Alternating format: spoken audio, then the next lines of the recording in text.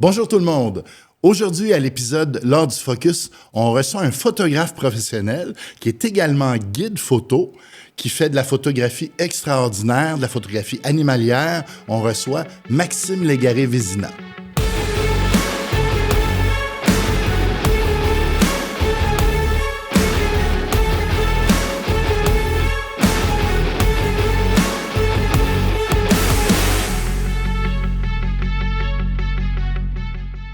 Merci de me recevoir. Super content d'être là. Écoute, ça fait des semaines que j'ai hâte à cette journée-là. La journée est arrivée. Et oui. On est face à face enfin. Et ça tombe bien parce que tu es à Saint-Jean pour plus que juste cette rencontre-là. On se voit ce soir en conférence. Et effectivement, belle conférence ce soir, une belle soirée de prévu. Oui, hein? Puis la salle est pleine, alors c'est... Ah oui? C'est oui. OK. Alors c'est fantastique. C'est Canon participe, l'art photo évidemment. On va avoir les gens du Dorchester, le restaurant où on fait la conférence en fait ce soir. C'est vraiment génial. La première chose que j'aimerais te demander, c'est que là, t'es photographe, on te connaît comme photographe, et ceux qui te connaissent pas comme photographe, il manque quelque chose. Alors, avant de faire ça, qu'est-ce que tu faisais? T'avais une vie, j'imagine? J'avais une vie, effectivement. Écoute, j'ai travaillé pendant 12 ans pour Desjardins. Je te dirais, je pense que je suis rentré là, j'avais 20 ans. Ça a quand même été j'allais dire une longue carrière. Quand même, pour mon âge, j'ai 36 aujourd'hui. Puis c'est ça, donc les 12 premières années, finalement, disons, de ma carrière, c'était là-bas. Je suis resté là-bas très longtemps parce que, je travaillais de midi à 8. Donc, j'avais toutes mes matinées qui me permettaient de sortir pour aller faire de la photo. Je pouvais accumuler du temps aussi. Fait que j'avais beaucoup de vacances. Je me rappelle, j'ai une année que je m'étais accumulé. Je pense que j'avais 12 semaines de vacances. Fait que, 3 mois dans l'année, tu peux partir à l'aventure comme ça. C'est pas tous les jobs qui le permettent.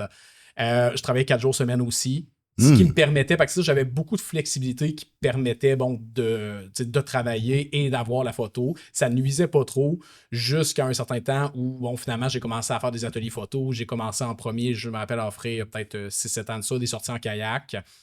Puis là, j'étais rendu des fois, je faisais des sorties justement avant d'aller travailler. Fait que c'est ça, ça commençait à être un peu plus difficile de pallier avec les deux finalement. C'était comme 2 jobs à temps plein. Mais j'avais pas le temps finalement de faire les deux choses aussi bien finalement. Puis il y a eu des changements chez Desjardins, ils faisaient en sorte qu'il fallait que je retourne travailler 5 jours semaine. Puis là, j'étais comme, hey, j'arrive déjà pas à 4 jours. Fait que je me disais, à 5, ce sera juste pas possible. Donc, c'est à ce moment-là, finalement, que j'ai. Là, je fais la version courte, mais c'est à ce moment-là, finalement, que j'ai décidé de quitter Desjardins, finalement, puis me lancer. Fait que c'est pas suite à l'arrêt de ton travail chez Desjardins que tu as commencé à faire de la photo. Tu avais déjà cette piqûre-là avant. Oui, écoute, je te dirais que j'ai fait ça pendant... J'ai commencé, vois-tu, en 2014, je suis parti en 2022 chez Desjardins, finalement. Donc, il y a plusieurs années où je faisais les deux pendant, j'allais faire le calcul, 8 ans, finalement. Puis c'est ça, finalement, comme je te dis, je manquais vraiment de temps, puis tu sais, j'avais cette passion-là. J'avais pas le désir. Si je remonte à il y a 5 ans, tu me disais, est-ce que tu vas passer professionnel un jour? Ma réponse était non, parce que moi, je m'étais dit, je voulais que ça reste une passion, je voulais avoir un revenu stable qui me permettait de continuer mes voyages, m'acheter l'équipement que je voulais, tout ça.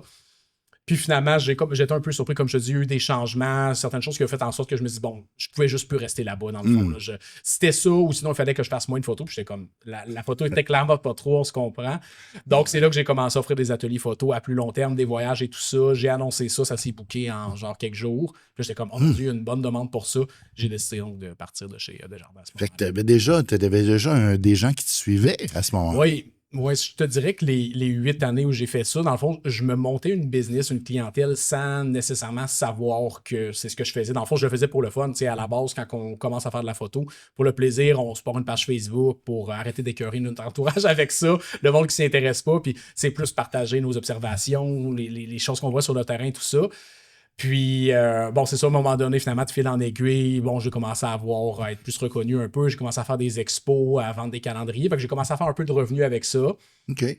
Jusqu'au moment où je me dis, hey, le revenu est rendu quand même pas si pire. Puis là, en mettant justement les ateliers photo en plus, finalement, c'est venu compléter ce qui me manquait pour pouvoir vraiment partir à temps plein. Puis donc, tu as commencé la photo bien avant Desjardins, là. Oui. Non, je te dirais, en fait, je suis rentré en 2012 chez Desjardins. Fait que j'ai commencé quelques années après, mais j'ai fait les deux pendant longtemps. Ah, OK, cool. Tu te souviens-tu du premier appareil photo sérieux que tu as eu? Écoute, je sais pas si c'est sérieux, mais c'était un Pentax KR. Je sais pas si c'est Ben oui, c'est sérieux. Ben oui, c'est un bon appareil. Oui, ben c'est un réflexe. Écoute, c'est mon ex. En fait, c'est elle qui avait cette caméra-là, finalement. Puis bon, je m'appelle, on se chicanait pour qu'il allait la prendre. J'avais acheté un petit objectif. Je crois que c'était un 28-300. Je partais en voyage, finalement. Puis je voulais avoir quelque chose qui me permettrait de zoomer, de faire du paysage aussi en même temps. Puis c'est vraiment ça mon premier équipement avec quoi j'ai commencé. Puis ta formation, comment tu l'as fait? T'avais-tu un mentor ou tu t'es vraiment formé par toi-même? J'ai vraiment autodidacte, je dirais. J'ai vraiment tout appris par moi-même. Dans le fond, j'étais à l'aube d'un grand voyage, je pense que c'était 2014. Encore une fois, ça, je partais pour l'Australie, je disais non déterminé, j'avais pris une année sans sol, finalement, j'allais en Asie. Je partais à l'aventure, finalement, je voulais ramener des belles photos. Ouais, c'était vraiment cool quand même. Puis c'est ça, le but, c'était d'avoir des bons souvenirs, finalement. Fait que là, j'ai commencé à m'intéresser à la photo un peu avant de partir. Je lisais des blogs, je me rappelle, je regardais un peu, puis là, j'ai appris sur l'ouverture, le triangle. Ouais. Finalement, c'est ça, j'ai tout appris, j'ai pratiqué sur le terrain, puis c'est vraiment en sortant sur le terrain, finalement, que là, on dirait que la passion est née. Là, je fais mes premières observations, je m'appelle, j'avais vu des cerfs remusqués, rien de si exceptionnel, mais je me rappelle qu'à l'époque, c'était mes premières observations animalières. Puis écoute, c'est vraiment là, puis là, je sortais vraiment tous les matins, puis la passion était comme déjeuner à ce moment-là. Puis considères-tu, tu sais, comme photographe animalier, bon, oui, il faut être bon photographe, c'est évident, mais il faut aussi un peu connaître le comportement des animaux. Pour moi, je pense une chose, peut-être tu vas pouvoir être d'accord avec moi, il faut connaître le comportement pour être capable de bien avoir le bon moment pour être à l'endroit spécifique, savoir où ils sont, les suivre. Il faut que tu connaisses quand même les comportements de ces animaux-là, fait que tu les as étudiés d'une certaine manière sur le terrain. Je te dirais qu'il y a beaucoup d'observations, effectivement, que je fais sur le terrain. À force d'y aller, tu fais des rencontres, tu vois justement des comportements, puis je suis entièrement d'accord avec ce que tu dis. Je pense que c'est vraiment important d'apprendre sur les espèces sur lesquelles on photographie, sur les habitats, tout ça. C'est ce qui nous permet justement d'anticiper le comportement, d'avoir des meilleures photos au final. D'aller aussi, c'est exemple, j'ai une espèce spécifique en tête, d'essayer de, dans quel milieu ça se trouve finalement, à quel endroit je suis capable de l'observer. C'est sûr que tu maximises tes chances de voir l'animal en question. Puis je pense des fois, il y a beaucoup de monde des fois qui skip cette étape-là, mais je pense que c'est super, super important d'apprendre d'abord. Puis après ça, généralement, les photos viennent. Moi qui n'ai pas un très grand photographe animalier, les quelques animaux que j'ai photographiés, je trouvais que c'était important de savoir, tu sais, par exemple, juste les canards, ils ont un langage entre eux, puis c'est le fun de voir qu'est-ce qui, tu sais, tu peux un peu anticiper ce qui va se passer, quand est-ce qu'ils vont décoller, la même chose avec les hérons, les bioraux, tout ça. Comme je te dis, je suis pas un grand photographe animalier, je suis toujours content d'apprendre là-dessus, je fais autre chose, mais là, on va se le dire, là, t'es quand même assez bien connu. T'as 200 000 followers. C'est pas rien. Comment t'es arrivé à bâtir un suivi aussi fort avec les gens? Y a-t-il une photo qui a déclenché tout ça? Je pense pas qu'il y ait de photos spécifiques, mais c'est plus la constance, je pense. Il y a beaucoup de gens qui veulent, on dirait, tout le monde, le but, c'est d'être reconnu, tout ça, on va chercher notre accomplissement un peu là, je comprends tout à fait. Mais souvent, les gens, je trouve qu'ils manquent de constance. Moi, j'ai créé ma page Facebook, ça fait, je pense, 10-12 ans peut-être aujourd'hui, finalement, puis je dois poster presque 3, 4, 5, c'est pas 7 fois par semaine. Okay. Depuis ce temps-là, donc j'ai toujours été très constant. Évidemment, pour passer à 200 000, ça a été un peu de surfer sur les trends, je te dirais. Il y a eu, les Reels qui... Ça se passe encore aujourd'hui, surtout sur Instagram, je parle. Les Reels, tu veux dire les vidéos courtes, les vidéos courtes, là? Oui, okay. Les vidéos qui sont courtes, ça a été vraiment quelque chose qui a boosté beaucoup. Fait que je me rappelle, il y a une journée que j'avais gagné peut-être 30 000 abonnés en une seule journée. Là, j'avais un Reel qui était devenu viral, puis là, j'avais plein de monde qui s'abonnait, puis c'est là que j'avais dépassé 100 000. Te souviens-tu, c'était quoi qu'il y avait comme sujet? Je pense que c'était mes premiers Reels. C'était quand même basic. En plus, souvent, c'est juste une photo de moi, puis après ça, des photos. Tu sais, maintenant, il faut toujours aller plus loin. Maintenant, il faut prendre des vidéos, des slow-mo. Il faut faire vraiment, il faut que la musique, elle match. On se donne beaucoup plus qu'on se donnait à l'époque pour avoir moins de résultats, finalement. Donc, je te dirais que j'ai un peu lâché les Reels depuis. Mais je pense que c'était sur les hiboux. En fait, les gens aiment beaucoup les chouettes puis les hiboux. Puis il me semble que c'était ça vraiment qui avait été viral. Puis dernièrement, on dirait que c'est les carousels. Tu sais, quand tu regardes Instagram, tu as plusieurs photos. Là, on dirait que c'est ce qui est poussé ces temps-ci par Instagram. Donc là, tout le monde fait des carousels. Fait que j'essaie juste de suivre un peu ces trends-là. Puis bon, comme ça, généralement, on est capable d'aller chercher des nouvelles personnes pour montrer notre travail. Évidemment, tu as un site web, on en a reparlé tantôt. As-tu une chaîne YouTube? Pas de YouTube, non. Okay. Il faut choisir. Oui, mais c'est parce que je considère occupé comme tu es, parce que, on va te le dire, tu arrives de voyage hier. Ouais. Tu es arrivé hier, tu étais où? Ah, j'étais allé au Belize. Oui, quand Ouais, même. ouais. C'est pas Terrebonne, hein? Non, c'est ça, exactement. C'était très cool. Très cool. C'était le plus beau voyage de ma vie, honnêtement. Pour vrai, oui. Ouais, ben, c'est l'Office du tourisme qui m'a invité pour promouvoir le Belize auprès des Canadiens. Ouais. Puis, non, fait que très, très cool. C'est vraiment une belle opportunité. Puis, c'est ça, j'étais arrivé à 2 h du matin hier. Fait que, Ouais. effectivement, bon, Puis là, pour les gens, il est 11 heures à peu près. Là. ça Fait que roule, ça roule, n'a disons. pas dormi beaucoup, ce monde-là. C'est assez court. Oui, effectivement. Puis dans le contexte de ton travail de photographe, tu es aussi guide. Mhm. C'est-à-dire que tu pars, tu fais des ateliers et tu pars avec des photographes pour les aider, les former, leur faire vivre une expérience. Parle-moi donc de ça un peu.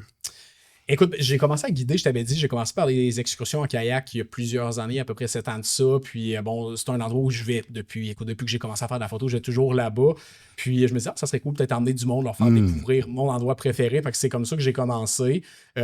Éventuellement, ça l'a. Bon, c'est ça, j'ai eu pas mal plus de demandes que ce que je pensais. Quand je l'ai annoncé, je me disais, est-ce que les gens vont vraiment vouloir payer pour aller en kayak? Puis tu sais, la réponse était définitivement oui. Fait que là, je me disais, hey, je pourrais peut-être essayer de faire autre chose parce que je suis un voyageur dans l'âme. Donc, avant d'être photographe, j'étais déjà voyageur.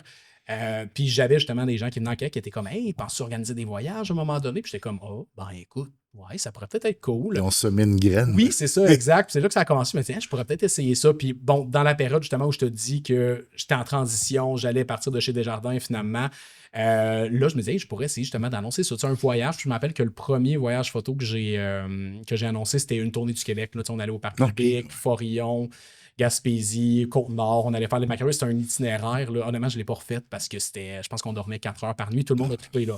Mais c'était comme, après 2 semaines, là, moi, j'en pouvais T'es plus. fini, Ah là. oui, c'est ça. Puis surtout que c'était pendant l'été, ça, 6 d'été, je te dis, les nuits étaient courtes. Beaucoup de transport, mais c'était vraiment, je l'avais organisé cela vraiment c'est surtout pour les Européens, en fait, pour montrer le meilleur du Québec. Je pense que c'est comme ça que ça fait ce workshop-là. Puis finalement, c'est juste des Québécois qui se sont inscrits. Fait que c'est quand même drôle. Un drôle de hasard, mais écoute, on a eu vraiment, vraiment du fun. Parce qu'effectivement, souvent, quand il y a des ateliers où on veut faire découvrir le Québec, c'est souvent des Européens, des Français, des Belges qui s'inscrivent. Mais là, c'est des Québécois, c'est le fun, c'est génial. Oui. Ouais. Donc, mais tu guides pas juste au Québec, là. Non, c'est ça. J'ai commencé par celui-là, puis depuis, ben là, je pars dans 3 semaines. Là, c'est ça, je vais en Espagne, puis en France. La France, ça va être mon 5e workshop de suite. Ça fait 5 ans que j'y vais en Camargue faire les chevaux, puis les flamands. Tu vas voir les photos ce soir pendant la conférence, d'ailleurs. J'en présente quelques-unes. Mais oui, moi, c'est ça. Fait que j'ai d'autres destinations. Dans le fond, chaque année, je te dirais, j'explore toujours des nouveaux endroits. Je vais voir le potentiel. Puis si c'est un endroit qui a vraiment beaucoup de potentiel, ben à ce moment-là, je peux décider l'année d'après d'y retourner, d'emmener du monde. Puis, Tu marches par coup de cœur, finalement, de tes endroits favoris. Oui, c'est ça. Puis ce que toutes les destinations que j'offre ont en commun, c'est que je veux que ça soit productif. Je veux pas aller à un endroit où, exemple, la Panthère des Neiges, qu'on a 5% de taux de succès. On se comprend. Donc, moi, je veux vraiment aller à un endroit où, en tant que guide, On est sûr. C'est ça. Où est-ce que je sais que j'ai des très, très bonnes chances, que je veux que ça soit productif, qu'on fasse beaucoup de photos, qu'on ait du fun. Puis, ça ressemble à ça, ouais. Tu pars avec des groupes de combien, en général? Des très petits groupes, je te dirais. D'habitude, souvent, c'est 4. OK. J'ai même déjà eu des petits groupes de 3, mais d'habitude, c'est 4, des fois 6. À 6, on va être 2. Là. D'habitude, j'ai des amis qui co-guident avec moi. OK. Mais ça monte, sinon, j'ai déjà fait 8. Je pense peut-être 7, 8, mais maximum. Mais d'habitude, c'est 4. Parce qu'à plus que 4, puis je suis 100% d'accord avec toi, c'est beaucoup. Tu sais, on veut donner le meilleur à tous ces gens-là. Puis forcément, quand tu es plus que 4, c'est difficile de se départager. Il y en a qui ont des fois qui ont un peu plus d'expérience, d'autres qui nous prennent un peu plus de temps. Puis pour avoir donné beaucoup d'ateliers, je comprends ça. C'est vraiment... c'est quelque chose qu'on le donne, puis on le donne avec plaisir, puis on le fait avec plaisir. Mais ce qui est satisfaisant, c'est de voir que ces gens-là, ils ont réalisé des choses qu'ils n'auraient pas réalisées autrement que s'ils n'avaient pas été avec toi, peut-être. Là. Absolument. Fait que je trouve que c'est un beau don de soi aussi en même temps. On le fait par plaisir, on le fait aussi pour nous, mais on le fait surtout, moi je le fais, les ateliers, je les fais pour les autres. Ouais. C'est tout le temps ça, je dis. Je le fais pas pour moi, je le fais pour toi. Si tu poses pas de questions, je peux pas t'aider. Non, je suis entièrement d'accord. C'est ça. Souvent, les gens viennent apprendre beaucoup sur la photo, mais aussi tu leur permets de faire des rencontres qu'ils n'auraient pas pu faire parce que généralement, je vais aller faire de la prospection au moins 1 ou 2 voyages avant pour trouver les meilleurs endroits, trouver les contacts locaux, puis vraiment augmenter les chances de succès. Puis effectivement, là, si c'était pas ça serait difficile si eux allaient là-bas par eux-mêmes, d'arriver au même résultat, ça serait plus compliqué, disons. Puis parmi les différentes espèces que tu photographies, y a-tu une espèce que tu favorises, que c'est tout le temps un coup de cœur, c'est tout le temps wow à chaque fois que tu y vas? Je te dirais les chouettes puis les hiboux. C'est un classique. On envoie tellement de photos. Pour ça, on dirait que je me tanne pas. Comme là, je remets du Belize. Puis bon, j'ai fait une chouette à lunettes qu'on appelle, je pense, en français. C'est la troisième fois que j'en voyais. J'en avais déjà fait au Costa Rica avant. Mais on dirait que les chouettes puis les hiboux, je me tanne jamais. En fait, toujours des nouvelles ambiances, des nouvelles façons de... Tu dis la troisième fois, donc c'est une chouette qui est assez rare, probablement, ou c'est juste que ça n'a pas donné? En fait, 3 fois, c'est beaucoup. C'est juste parce que c'est en Amérique centrale, finalement. Je sais pas sa répartition exacte, mais c'est juste quand je vais en voyage, exemple au Costa Rica ou dans ces endroits-là où j'ai l'occasion de la voir. Mais oui, 3 fois, effectivement, ça reste que c'est pas les espèces qu'on rencontre le plus souvent. Donc, évidemment, quand je vais en voyage, comme c'est un peu mon animal fétiche, j'aime bien essayer d'en trouver des nouvelles espèces. Comme j'étais allé en Australie à l'automne, puis je pense que j'ai fait 3 nouvelles espèces là-bas de chouettes puis de hibou. Donc, quand je vais quelque part, j'essaie toujours au moins de revenir avec une nouvelle espèce pour ma collection. Quelque chose que tu n'avais jamais fait avant. Exact, c'est ça. Ouais. Dans ces voyages-là, t'en profites-tu pour faire autre chose que de la photo animalière ou c'est plutôt ça que tu concentres? Je te dirais que c'est ma vie autant que mes voyages, j'ai pas mal 95% photo animalière. Je te dirais que c'est... Je vais faire, d'habitude dans les workshops, j'essaie de faire peut-être une journée, mettons qu'on part une semaine ou deux, une demi-journée qu'on va aller, exemple, justement en France, on va visiter les Baux-de-Provence, qui est un super petit village pour justement faire voir un peu autre chose, parce que je me dis, on est dans le sud de la France, ça serait quand même bien de pas juste voir des chevaux, des flamands, puis des oiseaux finalement, fait que j'essaie quand même de faire voir aux gens autre chose, mais je te dirais, généralement, c'est vraiment mes voyages, c'est très, très concentré sur la photo, là. Tu considères parce que là, t'es pas tes premières expériences de guide, c'est quoi les qualités d'un bon guide ou d'un bon coach de photo?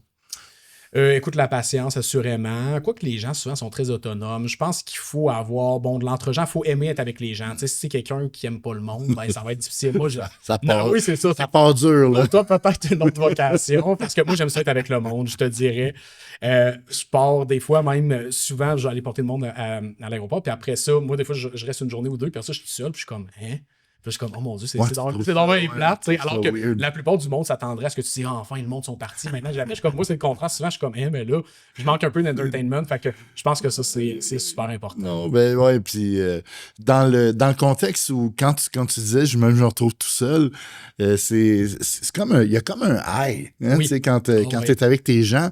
Puis surtout le fait que tu les amènes ailleurs, tu sais, dans leur qualité de photographe aussi, parce que c'est toujours plaisant d'avoir des meilleures images. En tout cas, on vise toujours à avoir des meilleures images. Absolument. Puis pour continuer justement sur les highs que tu disais, c'est sûr, quand on part en voyage, des fois, je pars souvent un mois et demi. Puis là, j'ai vraiment un gros high, tu vis plein de choses, c'est avec du monde. Puis après ça, des fois, je rentre. Là, j'ai l'impression que j'ai hâte d'être chez nous. Parce que là, je suis comme, là, ça fait un mois et demi que je change d'hôtel aux 2 jours. Puis là, après ça, j'arrive chez nous. Puis après, peut-être 24 heures, je suis comme, c'est tranquille. Puis là, souvent, je suis comme, OK, puis là, je me reprévois le prochain voyage, finalement. Ça ressemble à ça. Fait qu'en ce moment, ton équipement, l'équipement que tu utilises, ça ressemble à quoi? Là, j'ai la 600 mm.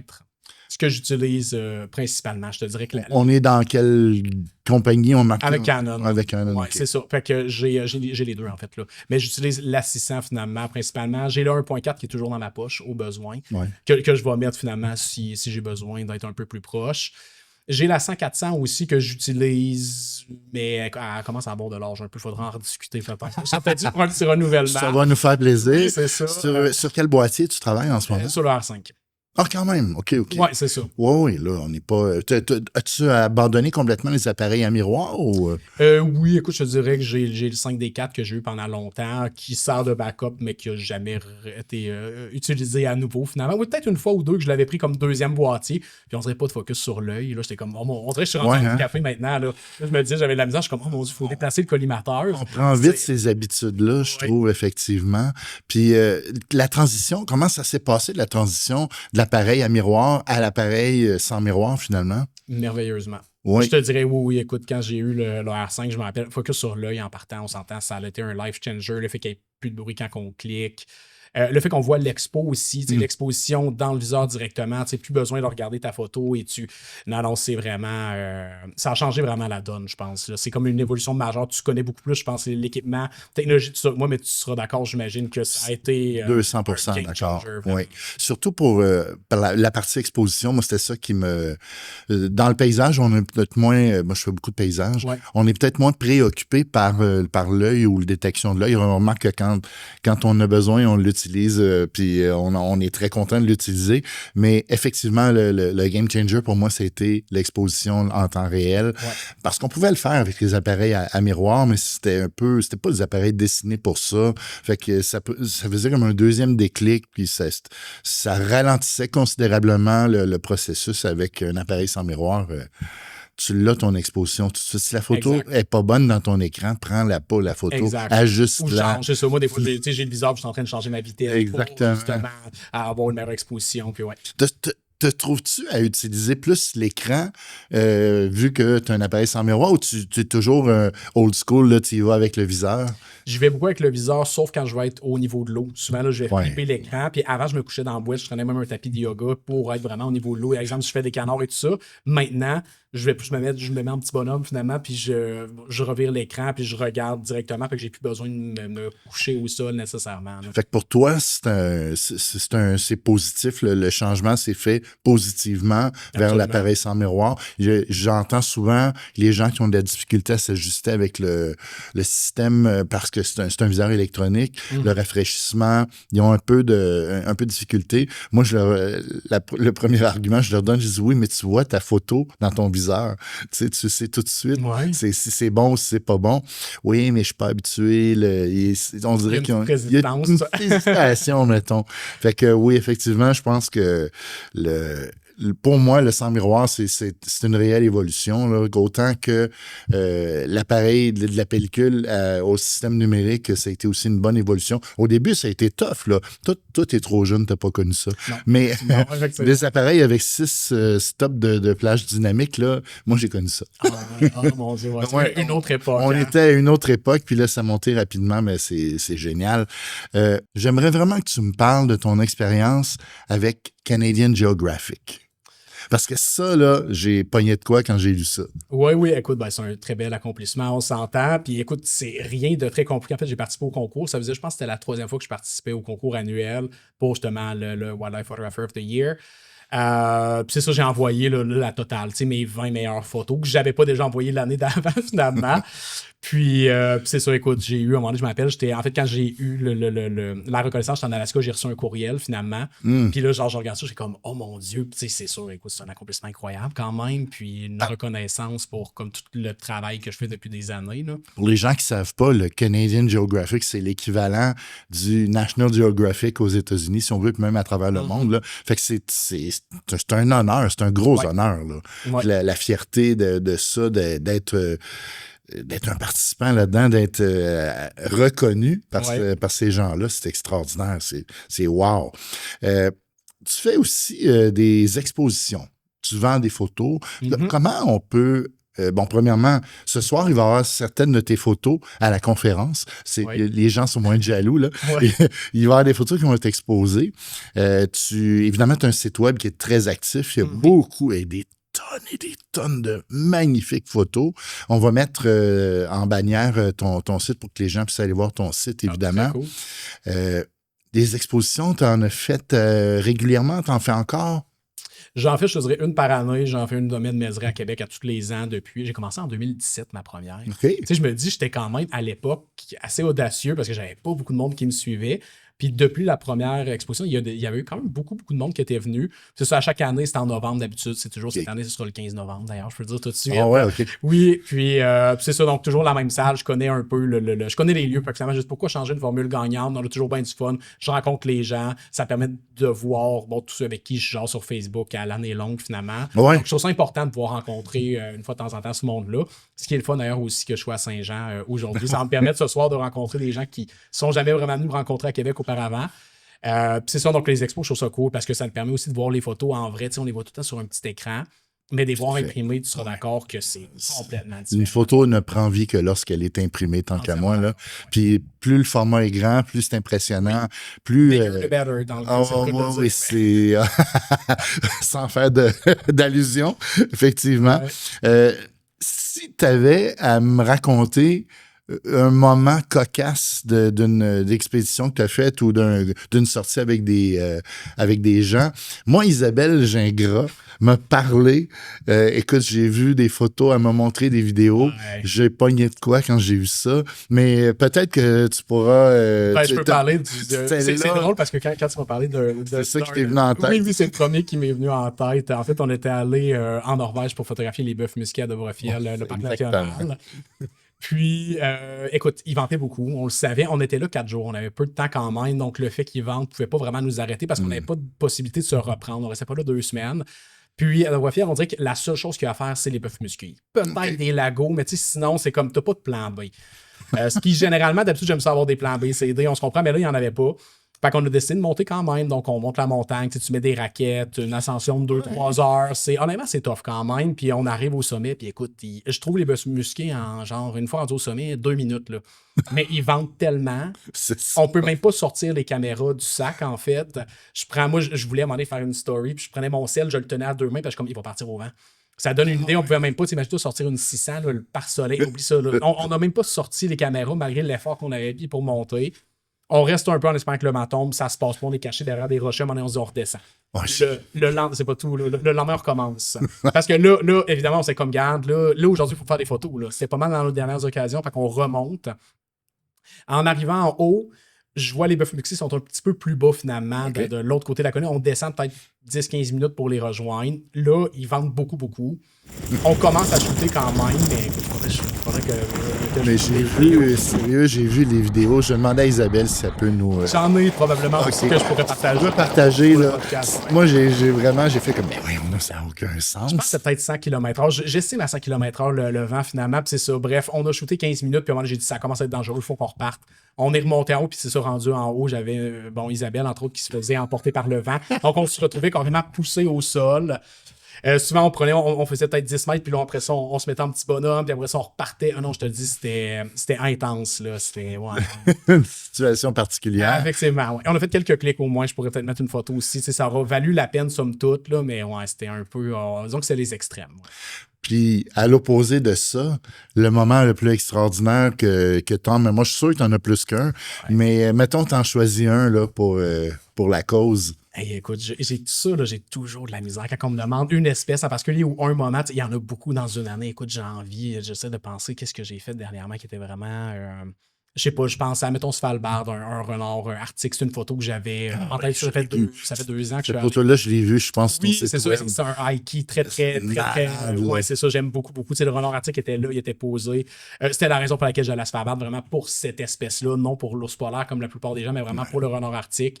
J'ai eu exactement la photo que j'avais en tête. Fait que ça, c'est un moment complètement incroyable. C'est une super réalisation. Puis un peu comme beaucoup de Québécois ou peu importe, les Européens qui viennent ici veulent voir des lynx. Oui. Et puis, c'est pas si facile que ça à trouver. C'est un animal qui est plutôt discret, qui est très, très, très, très sauvage. Ouais. C'est la même chose avec les renards arctiques, là, de ce que j'en sais. Fait que le trouver, le photographier, puis la shot, man, que j'ai vue sur ton site, là, wow! Effectivement. Fait qu'il faut absolument que les gens aillent voir ton site. Ouais. On peut acheter des photos sur ton site? Oui, écoute, j'ai une session de portfolio où j'ai mes 250 préférés. Je sais que c'est beaucoup trop. Tout le monde est comme 250, c'est beaucoup trop de photos. Regarde, moi, je ne réussis pas à choisir. Fait que ils sont toutes là, toutes mes préférées. Puis sinon, ça, j'ai une section de boutique où est-ce que j'ai mes meilleurs vendeurs. Si ça ne fait pas, ils peuvent en acheter plus qu'une aussi. Absolument. C'est pas si grave que ça. On peut en acheter plusieurs, effectivement. Fait que c'est sur ton site aussi qu'on peut s'inscrire. Comme si on veut faire un voyage avec toi, tout est sur place, on fait l'inscription là, tout est bien détaillé. Pour les ateliers photo, oui, ça part assez vite en toi puis moi. Ce que je conseille aux gens, c'est peut-être de s'inscrire à l'infolette. Si on descend en bas, il y a une section atelier photo. Si on descend en bas, finalement, de la page, là, il y a une section abonnez-vous à l'infolette. Puis généralement, c'est ça, j'envoie l'infolettre avant de l'annoncer sur les réseaux sociaux. Donc, souvent, ceux qui sont inscrits vont avoir le temps de s'inscrire parce que généralement, je me rends rarement à l'étape où je l'annonce sur Facebook. Je comprends. Donc, ça donne la chance à ceux qui sont inscrits, finalement. Super. Écoute, Maxime, j'ai 1 million d'autres questions, mais on va s'arrêter là. On se voit ce soir en conférence. Yes. Puis, ben, je vous souhaite de nous suivre au podcast L'Art du Focus. Maxime était très gentil, très généreux avec toutes ses réponses. On se voit ce soir, Maxime et moi, et toute l'équipe de L'Art Photo et les 80 invités qui se sont liés à cette magnifique conférence. Donc, on se revoit à la prochaine. Merci.